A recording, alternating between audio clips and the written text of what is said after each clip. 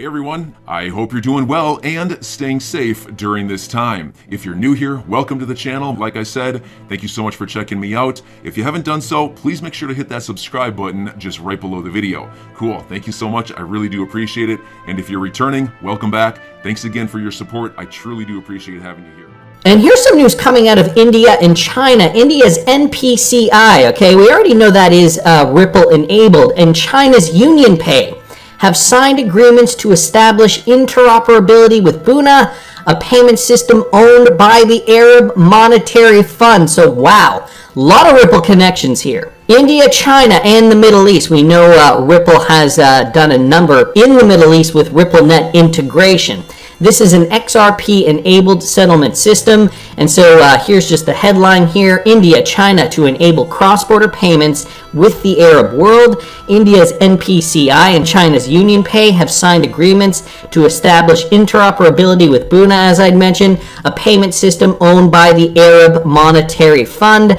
I went to go click on that link, and I believe you have to sign in here. I didn't take the time to sign in, but I will link this in the description if you guys want to click on the link and sign in with your information. There was another article down here from Matthew Lany. It also mentions the NPCI, International Payments Limited connection, to facilitate cross-border payments. And again, this was from earlier this month. Nevertheless, it does talk a little bit about that connection, the NIPL, connecting India, China, and now the United Arab Emirates, was it? Or no, sorry, it was the Arab Monetary Fund for real-time cross-border payments. So great news there. Expanding that flywheel. We're getting more of a flywheel effect on the XRPL, more utility for XRP, which ultimately means more demand and therefore a higher price. So I thought that was some interesting news. And I also wanted to bring you guys this clip here. Now, with regards to the Ripple SEC lawsuit, this has been the biggie. The big lawsuit that we've all been focusing on. But there are some lawsuits, some other companies that are in court right now with the SEC that we're not really focusing on as much, I suppose. I guess considering we are XRP hodlers, we're more kind of laser focused on the Ripple SEC lawsuit. But I wanted to bring this up because these are going to be landmark cases, and some may even argue that the library case could be more important than the Ripple XRP case, and I'll tell you guys why in a second. So I talked a little bit about Jeremy Kauffman in a video I did either last week or the week before, where he talks about, by the way, he's the library CEO, where he talks about the library's case and the SEC bringing them into court and kind of criticizing the SEC, similar to what we've been hearing from many different people, including Elon Musk. If you guys didn't catch that video, I will link it up here in the top right-hand corner. But I guess before we get into this, I wanted to mention this from Jake Chervinsky.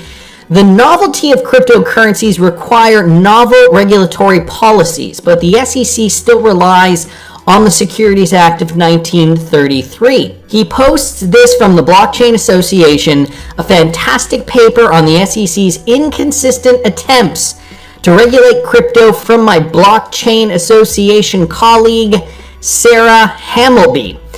And again, he posts the link.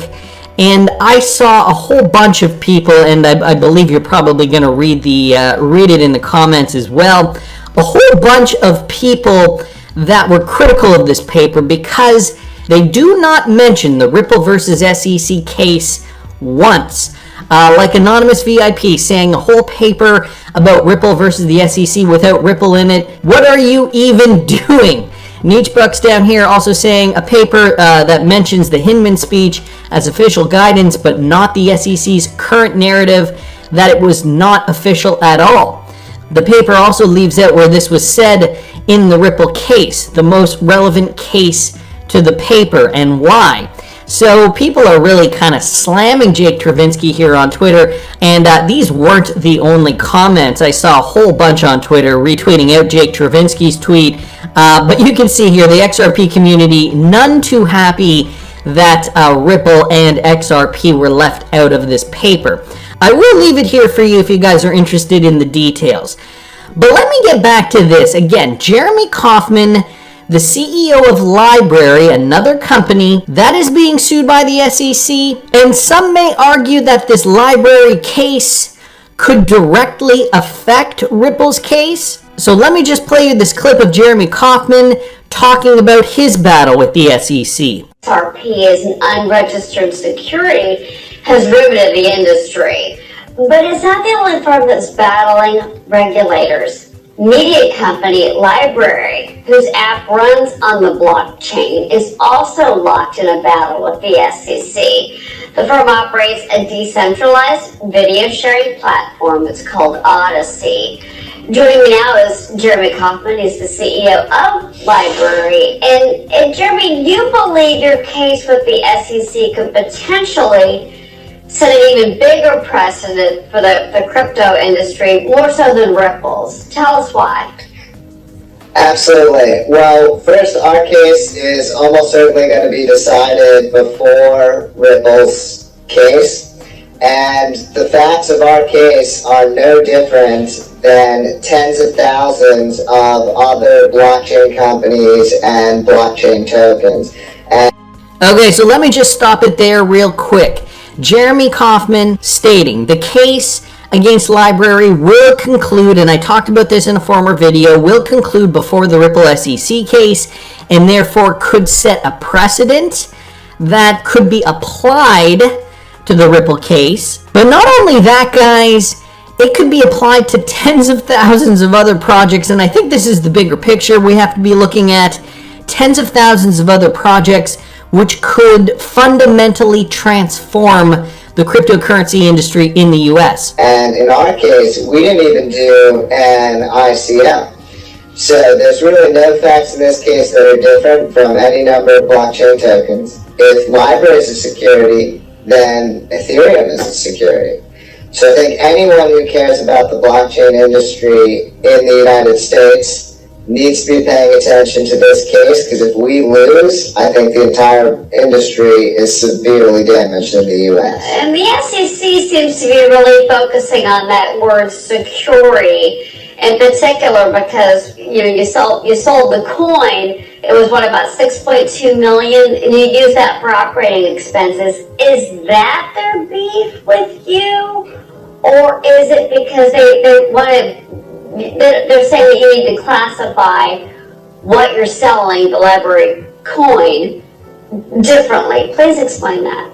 Well, let's be clear. If you have to register as a token as a security, you don't have a blockchain token. Okay, that means there's no ability for people to freely exchange it. It means I couldn't send you some without going through some special broker, right? It means I can't send you 5 cents without going to a special broker. Just going to stop it one more time. Another very interesting point here that is mentioned by Jeremy Kauffman. These cryptocurrencies, if they are deemed securities, like he said, I cannot send you 5 cents without going through a broker. You cannot use them as an intermediary means for transaction. If everything is classified as security, which it sounds as though the SEC is trying to do based on their criteria, which is fundamentally flawed. I'm sure lots would argue. Kills the entire thing. And what we've done is no different than Ripple. In fact, I love Ripple, but I think we've done things even less than what they did in terms of what they're accusing. And let's not act like there are rules here. The SEC is completely making this up as they go. They're taking a law from the 1940s that says nothing about blockchain, that doesn't apply in these circumstances whatsoever. This is a case in which there's no victim, there's no fraud, no one went to the SEC and said, hey, these guys did something wrong to me. And what they're doing is,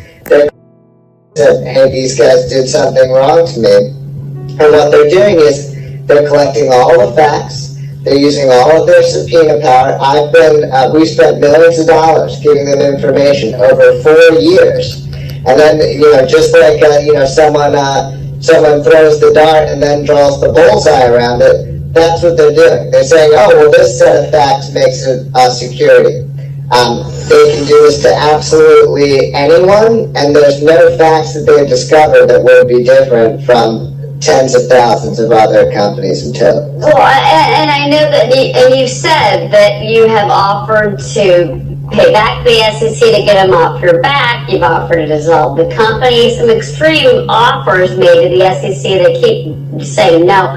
But you did give a deposition in the case yesterday. What can you tell us about that?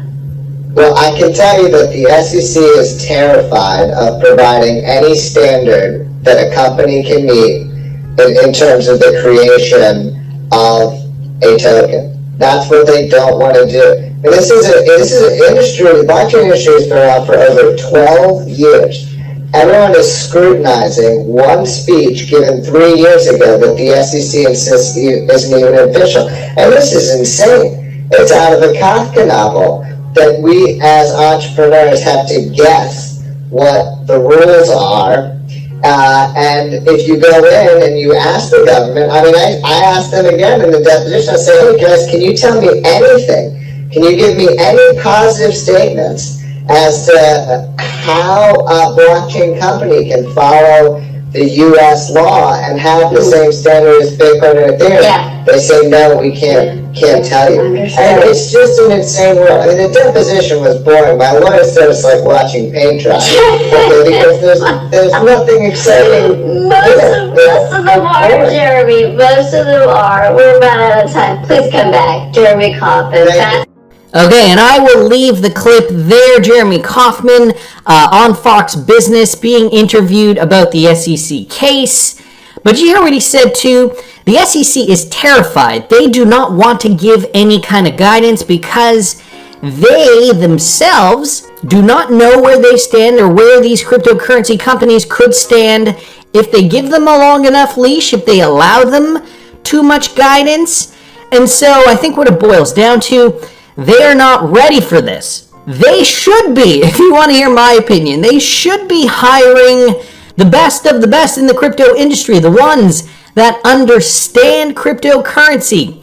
And they should be able to regulate, to mold the regulations to better reflect what the industry is today, what cryptocurrency is. You know, we're using a test from 1933. How can we and they reasonably believe that this is acceptable moving forward? And so I think Jeremy Kaufman brings up a lot of good points there. The library case could in fact affect many cases, including the Ripple SEC case moving forward.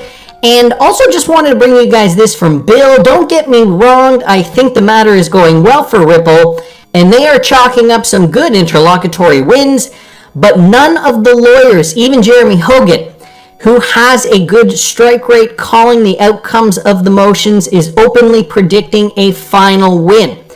And he is going to tell you why. First, if you guys understand the legal procedure, and if you are lawyers, you probably understand this. I'm personally not a lawyer, but Bill here, Belisarius 2020, he is a lawyer.